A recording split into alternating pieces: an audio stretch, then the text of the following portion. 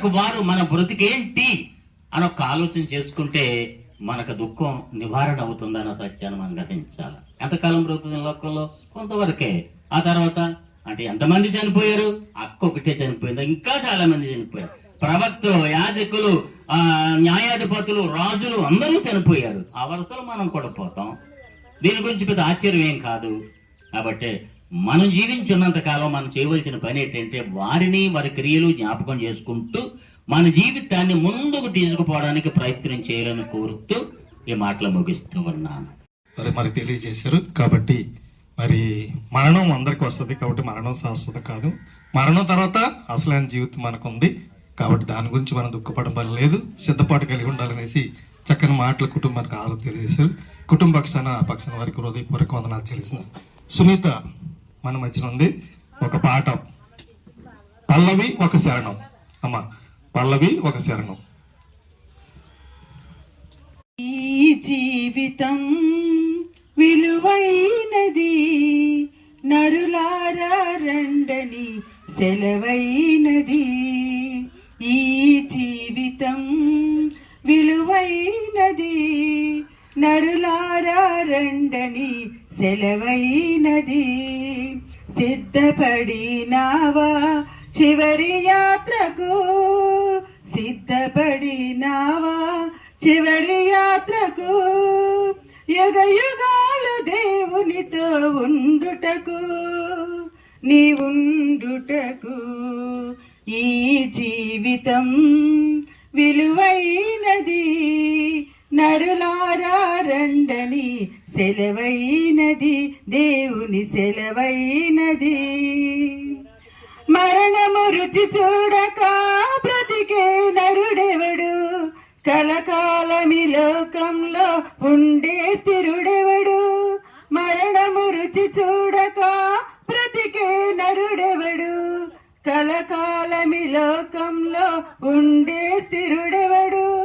చిన్న పెద్ద తేడా లేదు మరణానికి, చిన్న పెద్ద తేడా లేదు మరణానికి.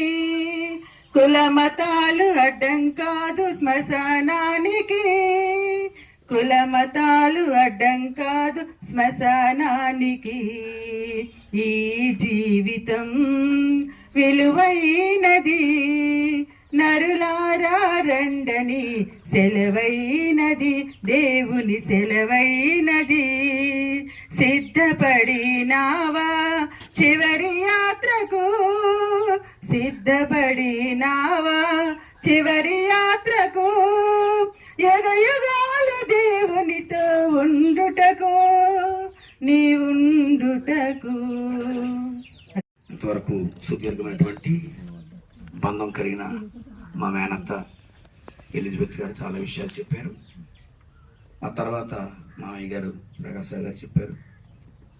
మరిద్దరూ చెప్పిన విషయాలలోంచి మిస్ అయిపోయిన ఎపిసోడ్లు ఏమంటే క్లుప్తంగా 2 మాటలు నేను చెప్పడానికి ఇష్టపడుతున్నాను. ఎందుకంటే ఇక్కడ ప్రకాశరావు గారి, మాణిక్యమ్మ గారి ఆ మాస్టర్ దంపతులు కోడలుగా లేదా ఒక బలహీనంగా ఉన్నటువంటి ఒక వ్యక్తిగా మ్యాక్సిమం అందరికీ తెలుసు.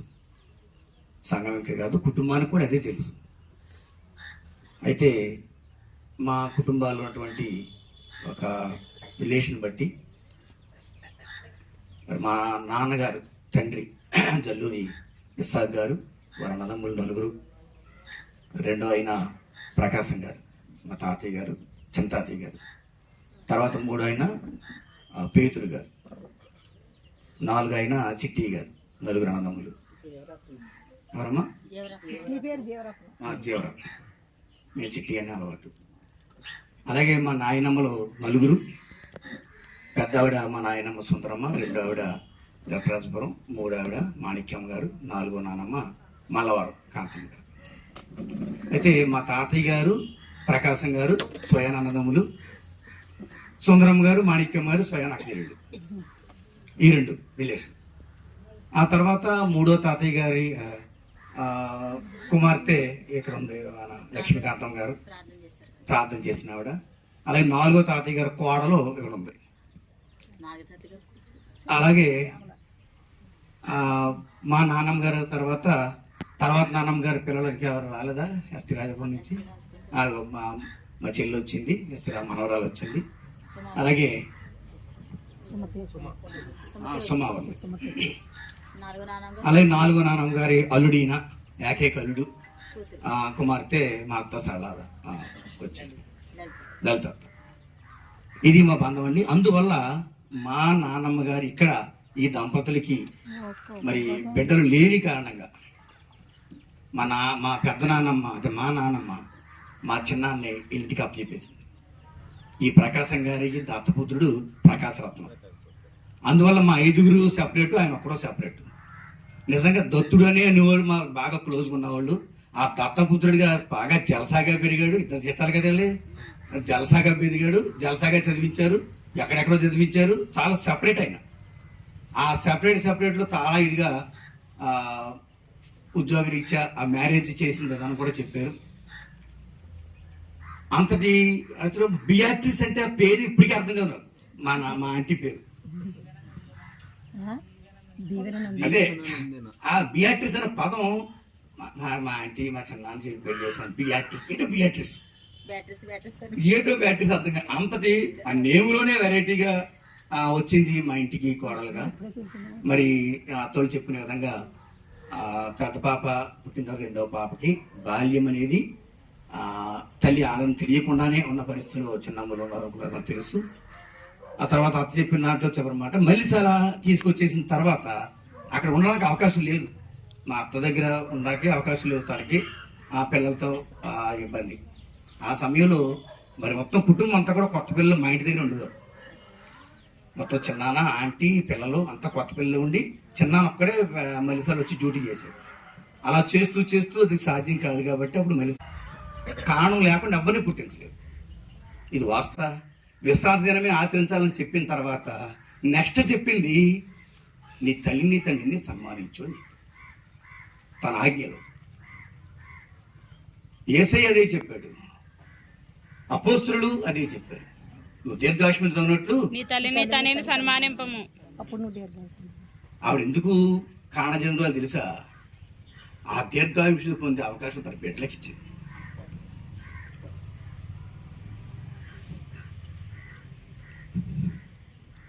నిజంగా ఒక గొప్ప అనుభవం.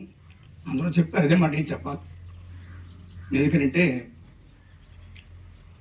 అత్త చెప్పినట్టుగా పాలు కూడా పట్టినటువంటి, పాలు కూడా ఇవ్వనటువంటి తల్లి పసిపాపలా చూసుకుని వచ్చింది. ఇది ఆపర్చునిటీ తనకి ఇచ్చాడు దేవుడు. అంతే. తన MBA చదివింది, తన తెగించి బయటికి పోతే గొప్ప ఉద్యోగం చేసుకోవచ్చు. తనకున్న పరిస్థితిని బట్టి తను ఒక జిల్లా స్థాయి ఆఫీసర్ అవ్వాలి. ఉద్యోగం వస్తే మానేసింది, వచ్చింది మానేసింది. ప్రభుత్వం సంబంధించింది, ప్రభుత్వ ఉద్యోగం. అలాంటి స్థితిలో మరి ఎక్కడ మా కుటుంబంలో ఏ కార్యక్రమం జరగని ఎక్కడికాడు ప్రదర్శన లేదో పిల్ల చిన్నము లేదు రాదు. ఏంటంటే ఒక పక్క నాన్న ఉందో పక్క నాన్న ఎలా వస్తుందో బయటికి అన్నట్టుగా వస్తుంది. అలాంటి అవకాశం ఆ అమ్మాయికి వచ్చింది. దీర్ఘాయుషమైనటువంటి ఒక అనుభవం వచ్చింది.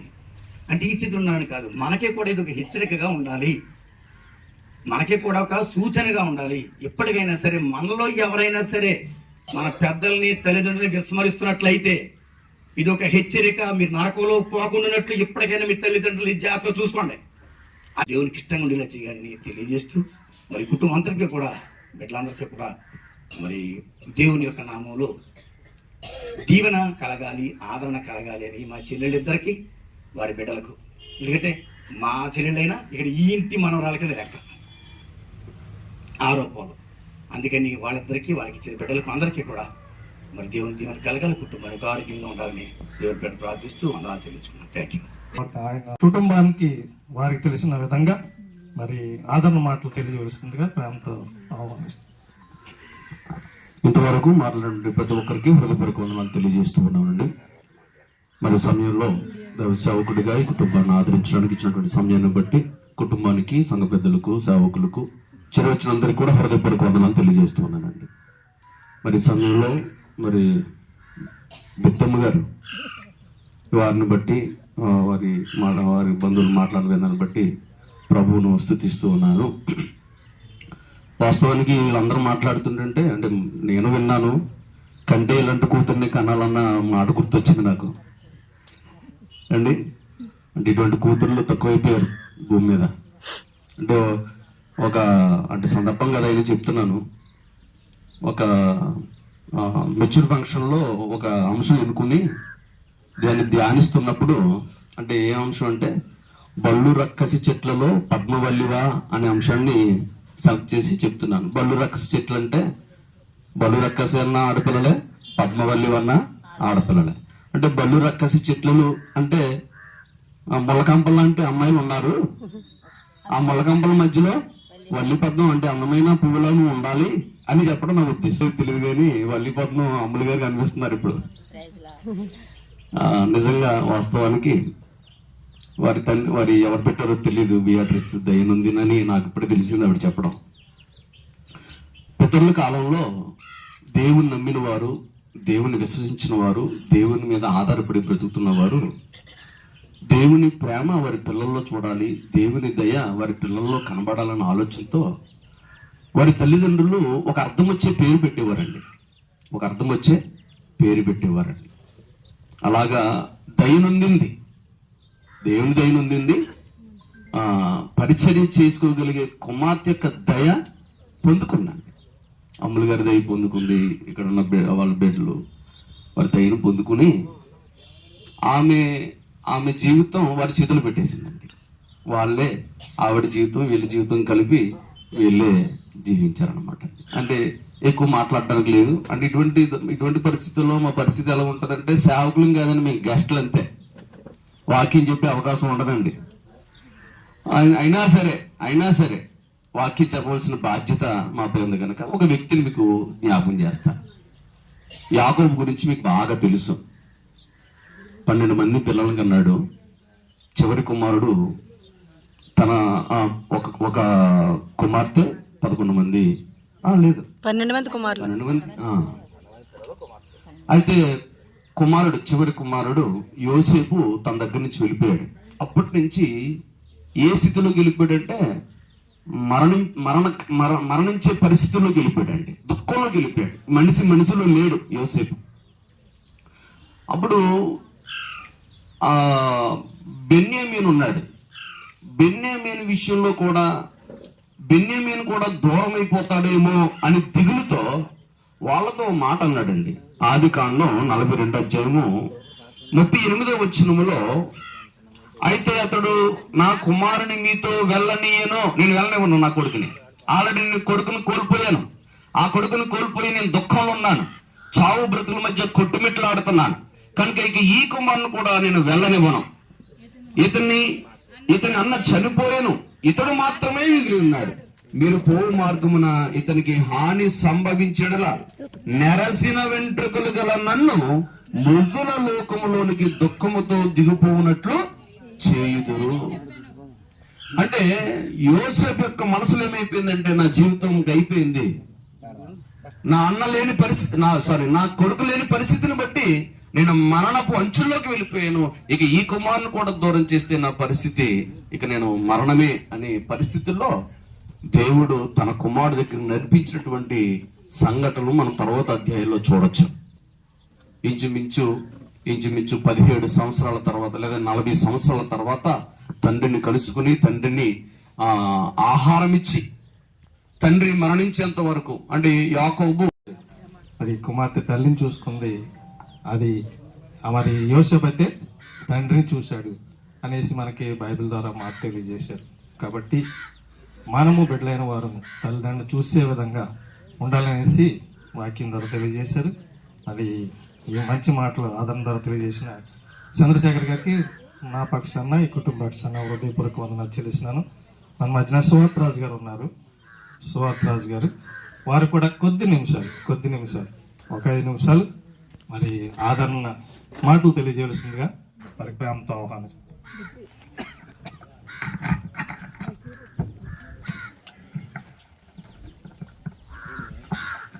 దేవునికి మహిమ కలుగునుగాక. ప్రియులారా, వాక్యము ఏ రీతిగా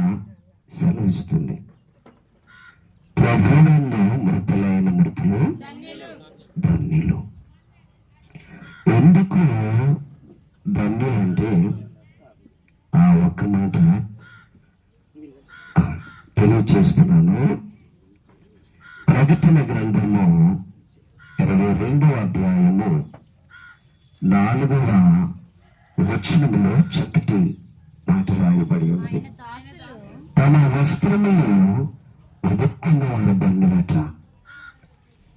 ఏముంటుందండి? ప్రకటన గ్రంథము 14:13 చూసుకున్నట్లయితే ప్రభువు నుండి మృతులు ధనులు. చాలా మంది చనిపోతున్నారు. అందరూ పరలోకానికి వెళ్ళిపోతారు, మంచి సాక్ష్యాన్ని వెల్లడిస్తారు. కానీ ఈ మాట ఏమంటుందంటే ఇక్కడ తమ వస్త్రాలు ఉతుక్కోవాలట. వృధమైన వస్త్రాన్ని ఉతుక్కోవాలి, అది మలినమైపోకూడదు. వారు ధన్యులు. మరో మాట అంటున్నాడు, 20వ అధ్యాయము 6వ వచనంలో ప్రకటన అంటున్నాడు, మొదట పునరుత్థాన దినముల్లో వారే పాలు పంపులు పంచుకుంటారట. చక్కటి మాట. ఎవరు ధన్యులు? తన హృదయాన్ని ఉతుక్కునే వారు ధన్యులు. తర్వాత ప్రభువులో పునరుత్థాన దినములో పాలు పంపులు పంచుకునేవారంట, ధన్యులంట. దేవుని స్తోత్రం చెప్తామండి. మరోసారి చెప్తాం హల్లెలూయా. ఇక్కడ ఉంటున్నాడంటే మరో మాట, ఇక్కడ ప్రయాసం మాని విశ్రాంతి పొందెదరు అంటున్నారన్నమాట. అంటే ఇక్కడ ఆ మాటకి ఒక మాట చూసుకున్నట్లయితే ప్రకటన గ్రంథము 4వ అధ్యాయము 9వ వచనంలో ఈ రీతిగా రాయబడి ఉంది, దేవుని ప్రజలకు విశ్రాంతి కలదంట. అందులో ఆ మాట కనపడుతుంది. వస్త్రాన్ని ఉతుక్కున్న వారు ధన్యులు. విశ్రాంతి పొందుకున్నారంటే ఎట్లాగా చెప్పండి? దేవుని ప్రజలకే విశ్రాంతి అంట. అదే ప్రకటనలో మనం చూసుకున్నట్లయితే 11వ వచనము, కాబట్టి అవిధేయత వలన వారు పడిపోయినట్లుగా మనతో ఎవ్వడూ పడిపోకుండా ఆ విశ్రాంతిలోనికి ప్రవేశించుటకు జాగ్రత్త పడము. ఈ తల్లిగారి పట్ల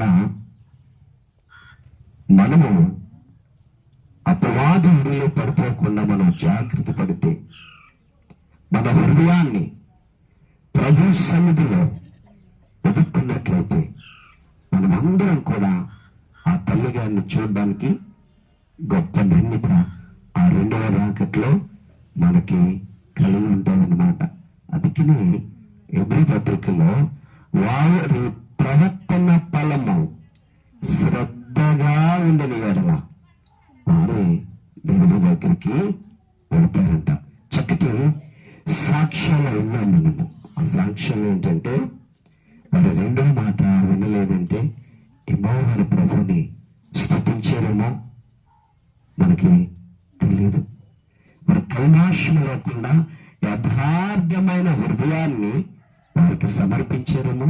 ఎబ్రీయులకు రాసిన పత్రిక 11వ అధ్యాయము 10వ అధ్యాయము 22వ వచనంలో యథార్థమైన హృదయముతో ప్రభు సన్నిధానానికి వారు చేరారని మరి ఐ బిలీవ్ దట్ అన్నమాట. వల్ల మన నమ్మకము దేవుల్లో ఉంటున్నాం కాబట్టి అది ఒక ప్రమోషన్.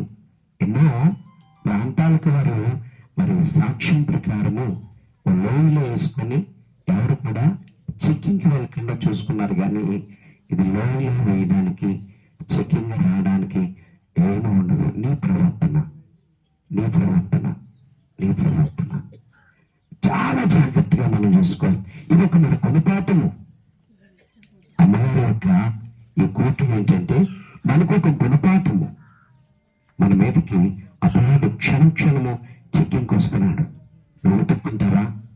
నీ హృదయాన్ని ఒక్కసారి పరిశుద్ధాత్మ దేవుడి దగ్గర నువ్వు వెతుక్కున్నట్లయితే వారితో దగ్గరికి నువ్వు ఏ దేశం నుండి వచ్చావో ఆ దేశాన్ని నువ్వు జ్ఞాపకం ఉంచుకునే వల్ల మరలా వినడానికి వీలు ఉంటుంది. అందుకే ఆవిడ ఎవరితో కూడా టచ్ లేదు. ఆ దేవుడితో టచ్ చేసుకుంటూ ఆమె జీవితాన్ని కొనసాగించారు. ప్రియమైన సహోదరి సహోదరుడా, అందుకే అంటున్నాడు ఆల్ జనరేషన్ రీబ్యాక్ అంటున్నాడు. నిజంగా ఆ ఆయన కాలం పరిమితి పెట్టాడు. ఒక వాక్యం చేసుకుని ముగిస్తాం చూడండి.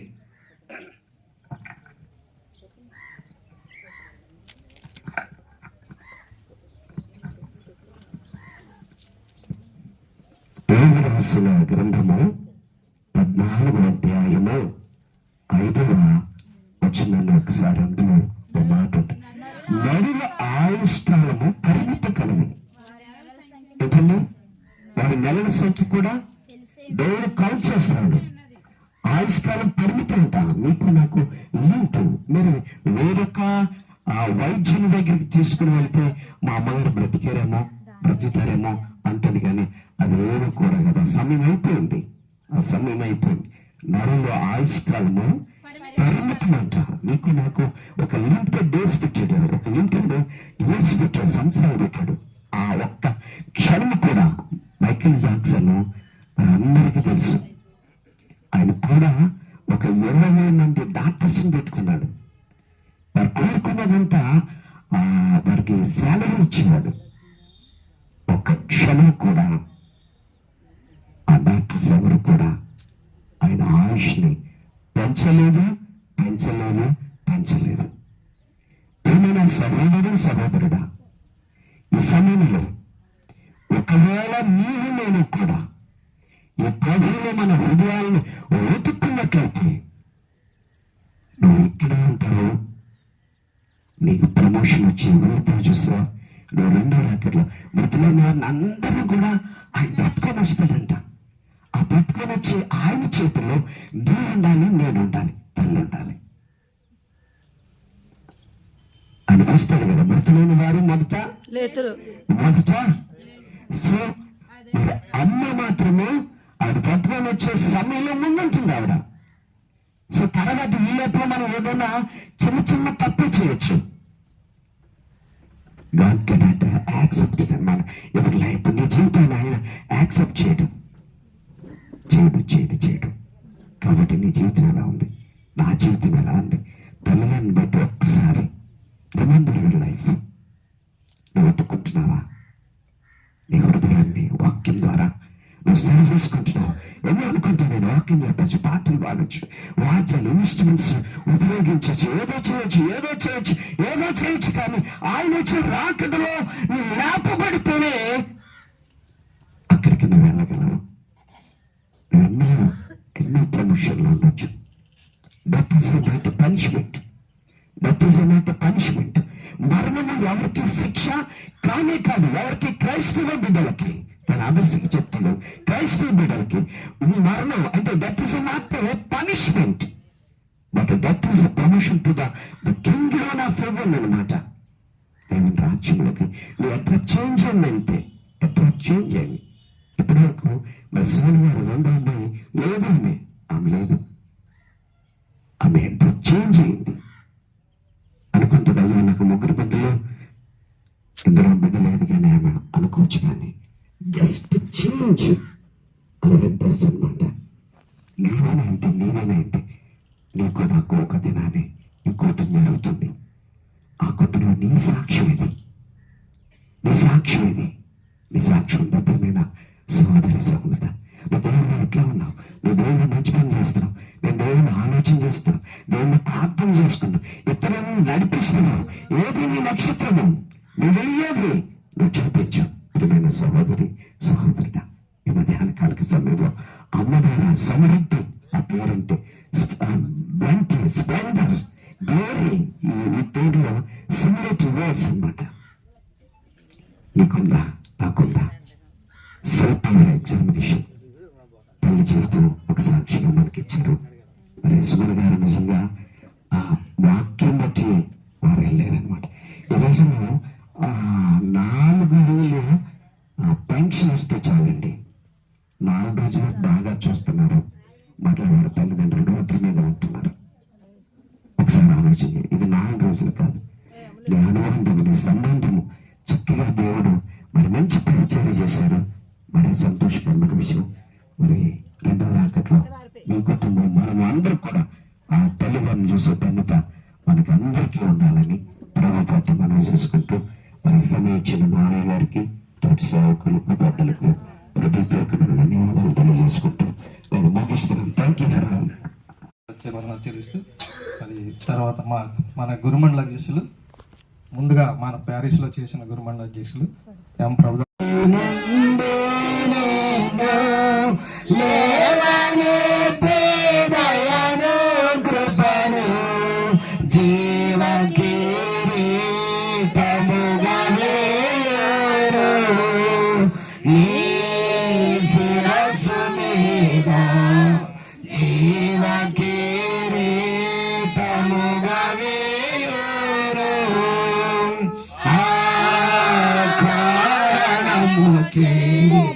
దేవ సంతుతి చేయవే మనసా. ప్రభునందు ప్రేమన దేవుని బిడ్డలారా, నాకు ఈ అవకాశం ఇచ్చిన మరి జార్జి గారికి, అలాగే ప్యారిస్ పాస్టర్ గారికి, డయాస్ మీద ఉన్న నా పెద్దలందరికీ కూడా వచ్చిన మీ అందరికీ కూడా మరి హృదయపూర్వకమైన వందనాలు. నన్ను పిలిచిన మరి సమాకు కూడా హృదయపూర్వకమైన వందనాలు. ఇప్పుడు వరకు కూడా మరి ఎందుకంటే నాకే తెలియదు ఈ పేరు. నేను 2 సంవత్సరాలు పనిచేశాను. ఎందుకంటే అమ్మని ప్రార్థన చేసేవాడిని తప్ప నేను మరి వీరి పేరు అసలే నాకు మొన్న కూడా వచ్చాను పలకరించడానికి, కానీ అప్పుడు కూడా అడగలేదు అమ్మ పేరు ఏంట్రా అని. నా దేవుని బిడ్డలారా, ఈరోజు వారు మరి కుమార్తె సుమన చక్కని పరిచయం చేసింది. సుమ ఎందుకంటే నేను ఇక్కడ 6 సంవత్సరాలు పనిచేశాను. 6 సంవత్సరాల్లో ఏనాడు కూడా తల్లి పట్ల కానీ నానమ్మ పట్ల కానీ విసుక్కోలేదు ఆమె. ఇంకా మొన్న వచ్చినప్పుడు ఏమంటుందంటే, అయ్యగారండి నేను 1 రోజు ముందు తీసుకెళ్తే హాస్పిటల్కి మా అమ్మ బతికినేమో అంటుంది. చాలా బాధపడుతుంది. బాధపడవద్దు. దేవుని పిలుపు, దేవుడు పిలిచాడు. మరి పిరికి ఆత్మను మనకివ్వలేదు దేవుడు, ధైర్యమైన ఆత్మను ఇచ్చినాడు. కాబట్టి నువ్వు తల్లి మరి దేవుని రాజ్యములో ఉన్నదని, మరి ఆయనతో నివాసము చేస్తుందని నువ్వు ఎంతగానో ధైర్యముగా ఉండాలని నేను మీకు మనవి చేస్తున్నాను. కుటుంబానికి దేవుడే ఆదరించాలని మనందరం కూడా ప్రార్థన చేద్దాం. 90వ సంకీర్తనలో మోసే అంటాడు కదా, 5వ వచనంలో అంటాడు, మరి ప్రొద్దున్న పచ్చగడ్డి వలె సిగురించును, అది కోయబడి వాడబారును అంటాడు. కాబట్టి మనము పచ్చగడ్డి లాంటి వాళ్ళము. ప్రొద్దున్న చాలా పచ్చగా ఉంటుందట, సాయంకాలానికి అది కోయబడినప్పుడు వాడబారిపోతుందట. అంటే మరి మనము కొంతకాలము నిగనిగలాడతాం, చాలా పచ్చగా ఉంటాము, సౌందర్యముగా ఉంటాము, చాలా అందముగా ఉంటాము. మరి కొంతకాలము తరువాత మన శరీరము దిగిపోతుంది, మనము తల వెంట్రుకలు నెరిసిపోతాయి, తరువాత సాతి దిగిపోతుంది. కొంతకాలము తరువాత మనము కోయబడి వాడబారిపోతాము. ప్రేమ నా దేవుని బిడ్డలారా, ఈరోజు మన జీవితాలు పచ్చగడ్డి లాంటి వాళ్ళము అంటాడు. గడ్డి ఎండిపోతుంది, మన జీవితము వాడిపోతుంది, మన జీవితము రాలిపోతుంది. మనము బాధపడవలసిన పని లేదు. కాబట్టి అందుకే యెషయా ప్రవక్త ఏమంటాడు చూద్దాం. 40వ అధ్యాయంలో 6-7 వచనాలలో ఒక మాట అంటాడు, ఆలకించుడి, ఆజ్ఞయించుచున్నాడు,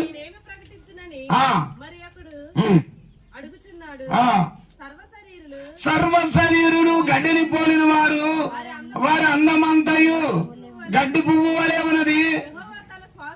శ్వాసము గడ్డి మీద ఊదగా గడ్డి ఎండిపోవును, పువ్వు వాడిపోవును,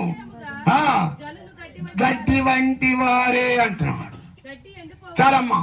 కాబట్టి జనులు ఎలాంటి వారంటే గడ్డి లాంటి వారు. గడ్డి మీద ఆయన శ్వాసము ఊదాడటండి. ఊదితే ఆ గడ్డి ఎండిపోయినదట. ఈరోజు మన జీవితాలు కూడా గడ్డి లాంటి వాళ్ళం అంటున్నాడు. మన బ్రతుకులు గడ్డి లాంటివి, ఎండిపోతాము. మన జీవితాలు అనుకుంటాము కదా, నేను ఈరోజు చాలా అందముగా ఉన్నాను, సౌందర్యముగా ఉన్నాను నేను, ఎందుకంటే నా జీవితం ఇలాగో అయిపోయినది అని బాధపడతాం. ప్రేమ నా దేవుని బిడ్డలారా, ఒక్కసారి ఆలోచన చేసుకుందాం. మరి ఏజెన్సీలు మరి ఈయన మరి మేసారు పని చేసేవాడు, నేను అప్పుడు రంపచోడవరం పని చేసేవాడిని. అప్పుడు మరి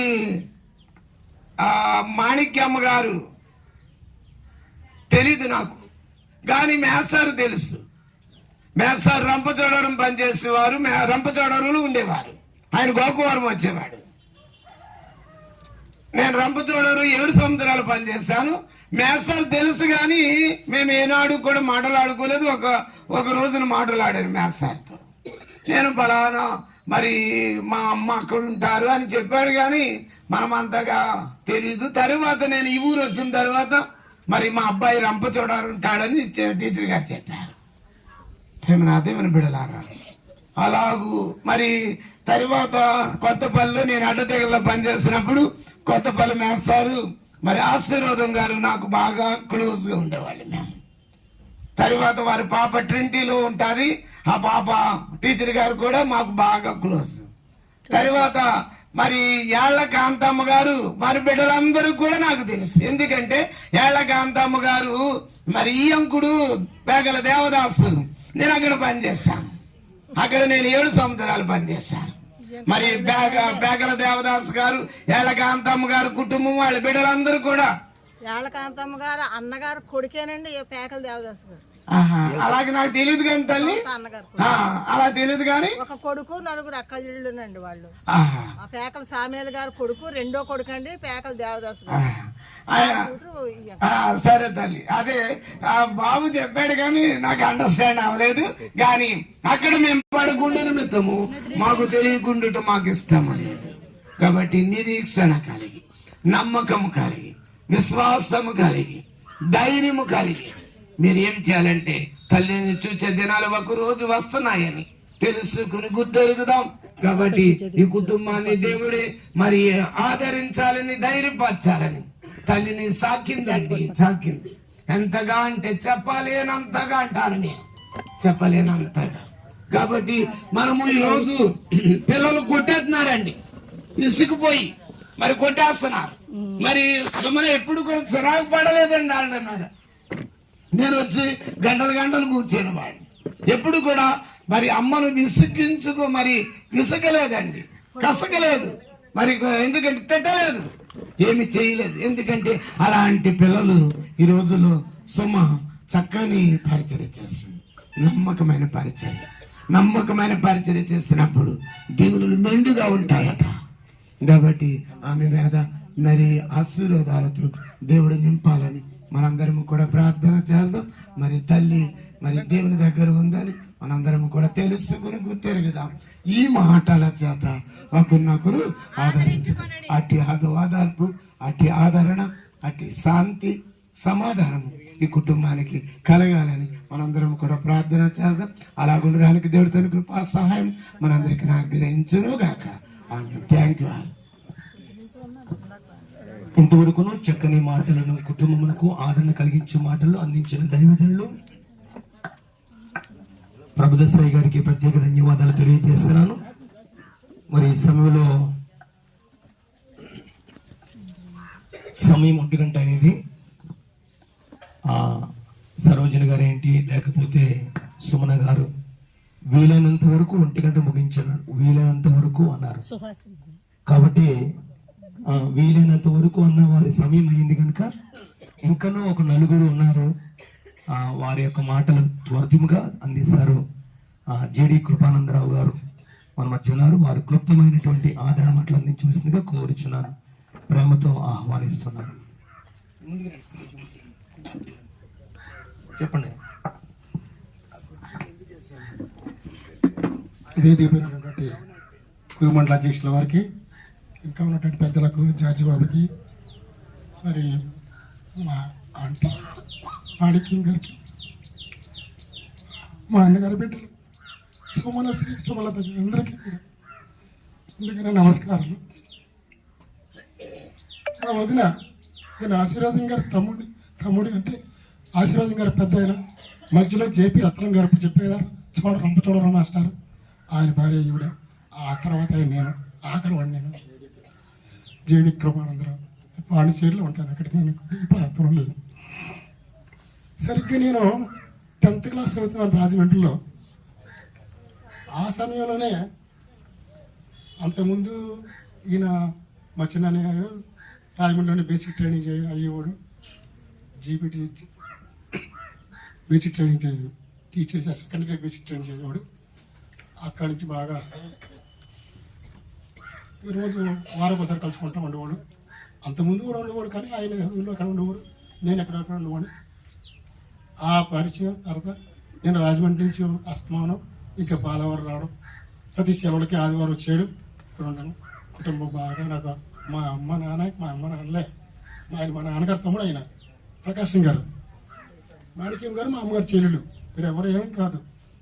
ఆయన మా అన్నయ్య గారు ప్రకాశం. అప్పుడు మ్యారేజ్ ఆ సంవత్సరం డిసెంబర్లో మ్యారేజ్ చేసింది మా ఆంటీ.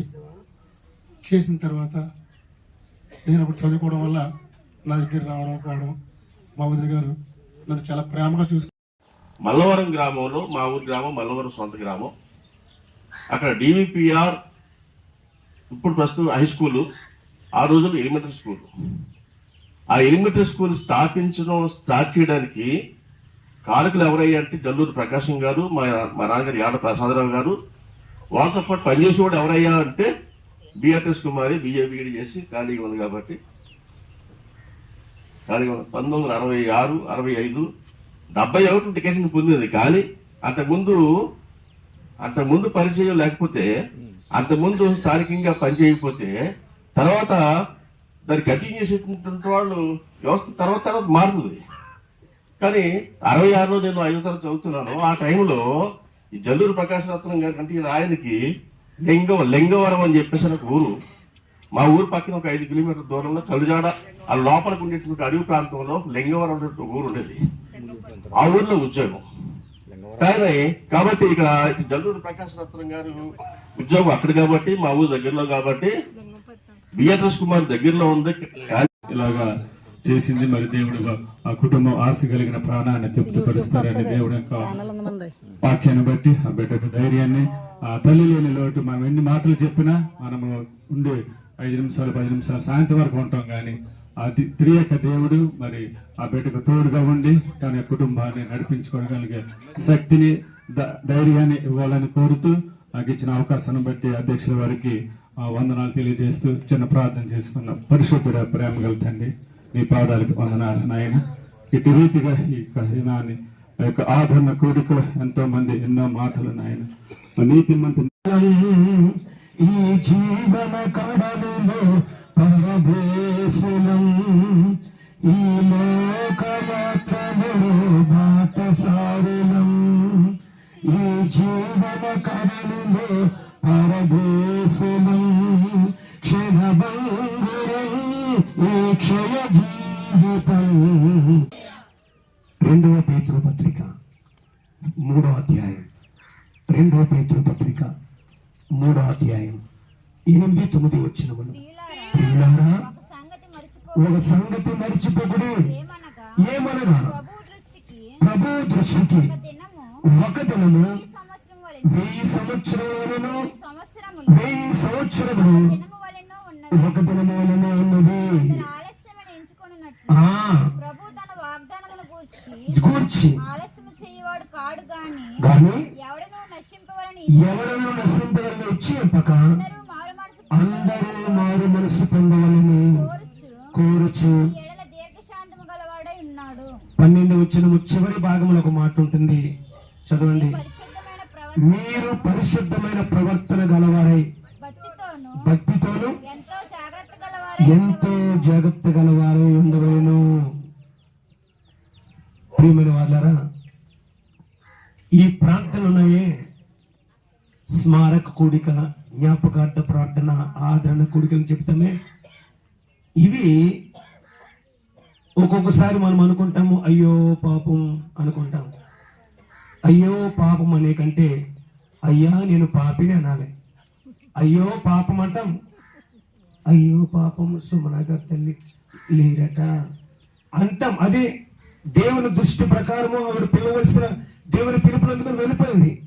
ఆవిడ గురించి అయ్యో పాపం అనుకుంటే అయ్యా నేను పాపిని అనాలి. ఆ ఆలోచనకు మనం రావాలి. ఇక్కడ వేదిక మీద ఉన్న దైవజనులైన వారందరికీ, పెద్దలైన వారందరికీ, మరి సభలో కూడుకున్న వారు మీ అందరికీ కూడా ధన్యవాదాలు తెలియజేస్తున్నాను. మరి ఈ రోజున బైబిల్ వారు నెమ్మదితో పండుకొని ఉన్నారన్నట్టుగా వారు పండుకొనక మునిపే నెమ్మదిస్తురాలు, పండుకొనక మునిపే నెమ్మదిస్తురాలు.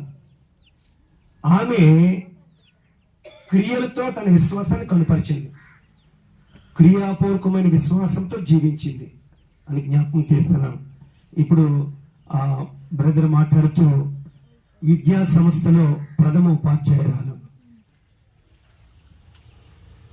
3 రకాల ఆలయాలు ఉన్నాయి, 3 రకాల ఆలయాలు. ఒకటి దేవాలయం. దేవాలయంలో హైందవ సాంప్రదాయంలో పూజారి ఉంటాడు, క్రైస్తవ సాంప్రదాయంలో పాస్టర్గా ఉంటారు. దేవాలయం. 2 విద్యాలయం. విద్యాలయంలో పూజారి ఎవరంటే ఉపాధ్యాయురాలే, ఉపాధ్యాయులకు ఉపాధ్యాయురాలు వారే. 3వది వైద్యాలయం. వైద్యాలయంలో డాక్టర్. ఇలాగుంటుండగా ఈ కుటుంబము 2 రకాల పరిచర్యలు సాగిన కుటుంబం. జల్లూరు వారి కుటుంబము ఇటు దేవాలయంలోనూ పరిచయం చేశారు, విద్యాలయంలోనూ పరిచయం, 2 రకాల పరిచర్యలు. కాబట్టి సమాజపరమైన సేవ అదే. ఇంకా ఇదంతా ఎప్పుడైతే స్కూల్ అంటామో సామాజికమని వచ్చేసారు. కాబట్టి 2 రకాల పరిచయం. ప్రకాశ్ మాస్టర్ గారు ఇటు ప్రభుత్వ ఉద్యోగిగా ప్రభుత్వ కార్యాలు చక్కబెట్టారు, ఇటు ప్రభువు పరిచర్యను నమ్మకస్తున్న సేవకులుగా చేశారు. వారి ఇంట మరి కోడలుగా జల్లూరు వారి కోడలు, నమ్మకమైన కోడలు, ఆమె నెమ్మదైన కోడలు ఇక మన మధ్య లేరు, తిరిగి మన మధ్యకు తిరిగి రారు. అయితే ఈ రోజున వారి గురించిన ఏజ్ కాల్కులేట్ చేస్తే 78 years, అనగా అధిక బలంలో ఉన్నారు వాళ్ళు. మోషే తన ఆఖరి దశలో, అవసాన దశలో చేసినటువంటి ప్రార్థన అది. ఆఖరి దశలో చేస్తున్న ప్రార్థన అంటాడు, నరుని ఆయుష్కాలం 70 సంవత్సరములు, అధిక బలం ఉంటే 80 సంవత్సరాలు. 78కి వచ్చారంటే అధిక బలంలో ప్రయాణం చేస్తూ పిలుపునందుకుని వెళ్ళిపోయిందని. ఇకపోతే నేను చదివించిన వాక్యం ఒక మాట చెప్పి ముగించేస్తాను. ఎందుకంటే మరి ప్రియ ఆత్మీయమైన తల్లి మాణిక్యమ్మ గారు మమ్మల్ని ఒక బిడ్డలుగా ప్రేమిస్తారు, ఎంతగానో ఆత్మీయంగా బలపరుస్తారు. ఈ కుటుంబంలో దైవజనులకు ఒక మాట చెప్పడం మా ధర్మం అని చెప్పి విషయంతో నేను నిలబడి ఉన్నానని మనవి చేస్తున్నాను. ఈ మోషే చేసిన ప్రార్థనలో ప్రభువు దృష్టికి 1000 సంవత్సరాలు గతించిన నిన్నటి వల్లే అన్నాడు. నిన్నటి వల్లే, నిన్న 1 day, tomorrow 1 day, yesterday 1 day, today 1 day, ఒక రోజులో సమానం. దీన్నే భక్తుడైనటువంటి పేతురు అంటాడు, ప్రభు దృష్టికి 1000 సంవత్సరములు ఒక దినము వలె. ఇప్పుడు ఇక్కడ ఉన్న వారందరూ కూడా బాగా ఎడ్యుకేటెడ్ ఉన్నారు. ఇక్కడ ఈ ప్రార్థన అంతా ఎడ్యుకేటెడ్ ఫ్యామిలీ ప్రార్థనే, కానీ ప్రయాణంలో కొంచెం లేటుగా వచ్చారు. కానీ ఒక ఎడ్యుకేటెడ్ ఫ్యామిలీలో ఉన్నాము. సంఘము వారి ఆధ్వర్యంలో నడిపింపబడుతుంది. వారి ఆశీస్సులు ఆశీర్వాదాలతో ఈ సంఘము వృద్ధి చెందుతుందని నేను తప్పక సాక్ష్యం ఇస్తాను. ఈ గ్రామంలో ఏ మూల అడిగినా జల్లూరి ప్రకాశ్ మాస్టర్ గారు, జల్లూరి మాణిక్యమ్మ గారి యొక్క ఆశీస్సులు, వారి దీవెనలే మాకు అనే మాట వినబడింది. అంతకుముందు మనం చూస్తే పోలిశెట్టి మాస్టర్ గారు, ప్రేమవతమ్మ గారు, పెద్ద పంతులమ్మ గారు, చిన్న పంతులమ్మ గారు, ఇది మన బాలవరంలో ఉన్న నానుడి. ఈ సంవత్సరము ఈజ్ ఈక్వల్ 24 hours. ఒకసారి బాగా వినాలి. 1000 సంవత్సరములు 1000 years 24 hours ప్రభు దృష్టిలో ఆఫ్ చేద్దాం. 500 సంవత్సరాలు 12 గంటలు ఆఫ్ చేద్దాం. 250 సంవత్సరాలు 6 hours ఆఫ్ చేద్దాం. 125 సంవత్సరాలు 3 hours 3 hours. 125 బ్రతికితే ఈ భూమి మీద 3 గంటలు దేవుని దృష్టిలో ఓన్లీ 3 hours. Only 3 hours. మనం ఇక్కడి నుంచి ఎస్టీ రాజపురం వెళ్ళి వచ్చేసేంతసేపు, మనం ఇక్కడి నుంచి అనపత్తి వెళ్ళి వచ్చేంతసేపు, ఇక్కడి నుంచి మనం తోకాడు వెళ్ళి వచ్చినంతసేపు, ఇక్కడి నుంచి మనం బెక్కువలు వెళ్ళి వచ్చినంతసేపు. ఎందుకంటే ఏమైనా సంఘటన ఏంటంటే ఈమె 78 సంవత్సరాలు. ఇప్పుడు 125 ఆఫ్ చేద్దాం చెప్పండి టీచర్ గారు. గంట చాలా మంది ఉన్నారు కదా, అందరూ టీచర్స్ కదా. ఎందుకన్నా ఎడ్యుకేటెడ్ ఫ్యామిలీ, ఎందుకనంటే 125 ఆఫ్ చేద్దాం. 62 సంవత్సరాలన్నర, 62 సంవత్సరాలకి 1.5 year, గంటన్నర. అంటే దేవుని దృష్టిలో మనము ఆఫ్టరల్, యు ఆర్ ఆఫ్టరల్. దేవుని దృష్టిలో స్వల్పమైన జీవితం, స్వల్పమైన జీవితం. అయితే గంటన్నర 62 కనుక 78 కనుక గంటన్నర దాటి వెళ్ళింది, ఒక 2 hours లోకి వెళ్ళిందేమో. ప్రభు దృష్టిలో ఆమె వెళ్ళిపోయింది, ప్రయాణంతో వెళ్ళిపోయింది. కాబట్టి ఈమె నెమ్మదిగానే ఉంది, నెమ్మదిగానే వెళ్ళిపోయింది. ఏనాడు ఎవరితో పోట్లాడిన అనుభవం కానీ ఎన్నడూ లేదు, ఎన్నడూ లేదు.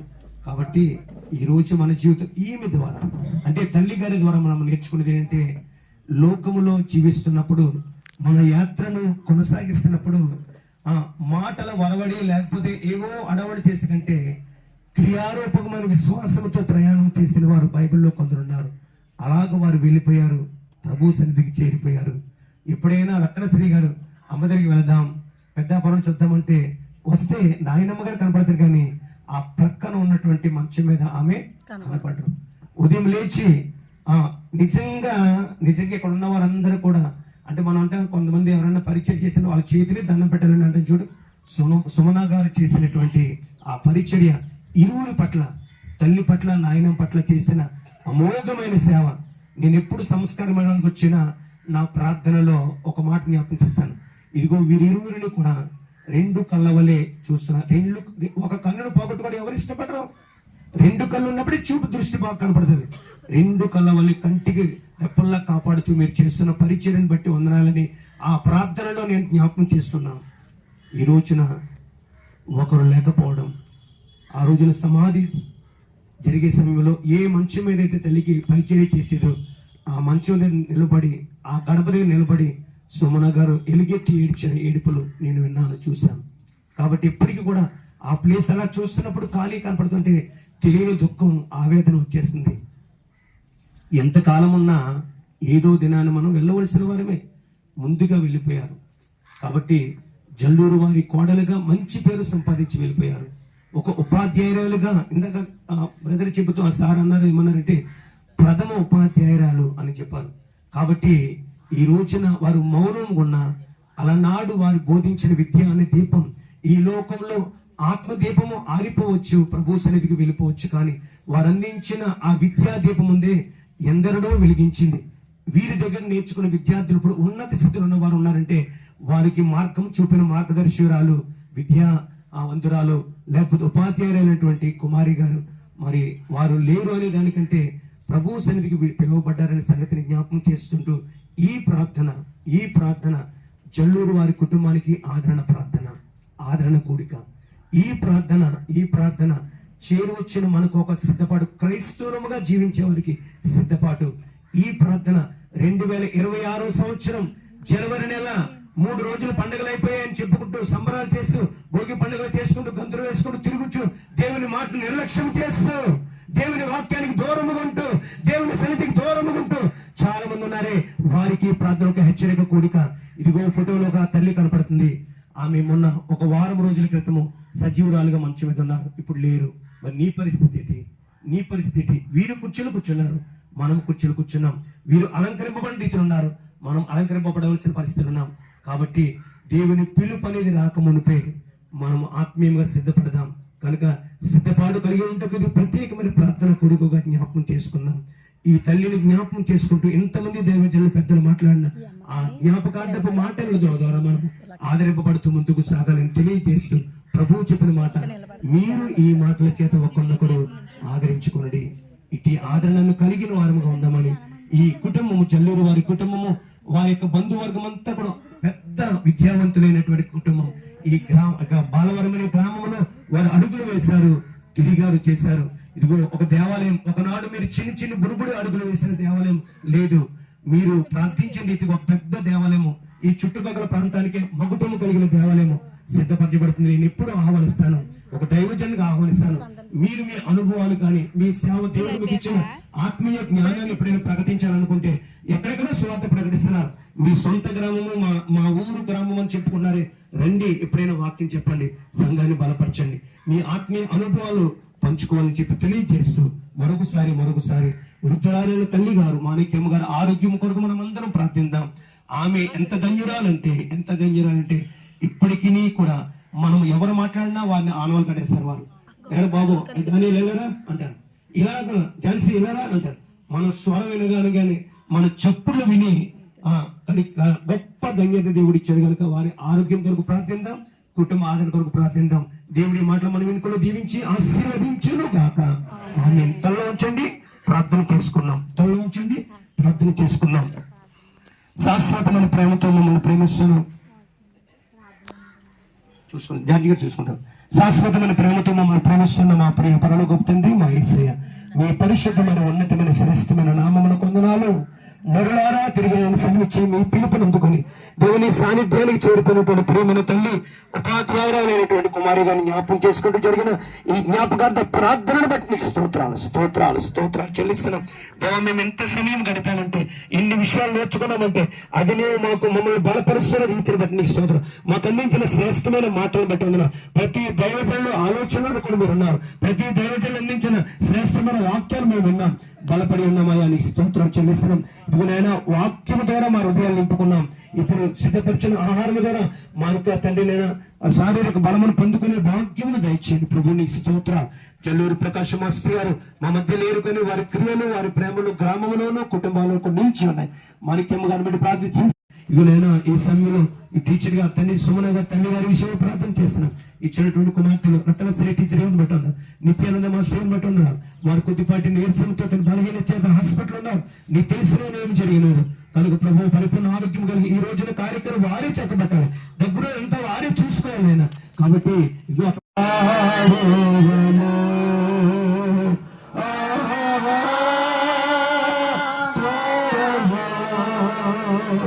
మేము చేరుదుమా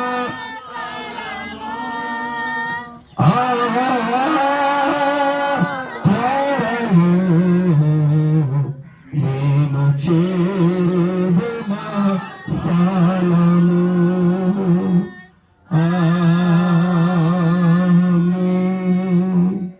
అందరికీ వందనాలు. వందన సమర్పణ చెప్పడానికి వారు పెద్ద మనోడు గారు ప్రకాష్ గారు ఉన్నారు. వారు మనకి బన్ బాబాని మరి పిలుస్తున్నాం. బాబు చెప్పే మాటలు విన్న తర్వాత మనం అందరం భోజనానికి సిద్ధపడదాం. ముందుగా అందరూ విచ్చేసి ఈ యొక్క ఆదరణ కూడికకు మీరు వచ్చి ఆదరణ కలిగించడానికి అందరికీ వందనాలు తెలియజేస్తున్నాను. అలాగే ముందుగా దేవాది దేవునికి వందనాలు, ఇంత బాగా జరిపించినందుకు. చాలా దూరం నుంచి అందరూ వచ్చారు, అందరికీ కూడా వందనాలు తెలియజేసుకుంటున్నాను. అలాగే వేదికను అలంకరించిన పెద్దలకు, పాస్టర్ గారు అందరికీ ధన్యవాదాలు తెలియజేసుకుంటూ వందనాలు తెలుపుతున్నాము. అలాగే సంఘము నుండి కుర్చీలు తీసుకొచ్చారు, మైక్ సెట్టింగ్ ఇవన్నీ చేసినటువంటి సంఘ యూత్ వారికి, సంఘంలో ఉన్న పిల్లలందరికీ కూడా వందనాలు తెలియజేస్తూ ఉన్నాను. స్త్రీల సమాజం వారికి అందరికీ వందనాలు. అలాగే ఈ వారం రోజులు కూడా మేము మరి వండుకోకూడదు, పక్క ఇంటి వాళ్ళు ఒక కుటుంబంలో వచ్చి రోజుకి ఒకరు మనకి మరి భోజనం తెచ్చి ఉన్నవాళ్ళు అందరికీ కూడా వందనాలు తెలియజేస్తూ ఉన్నాను.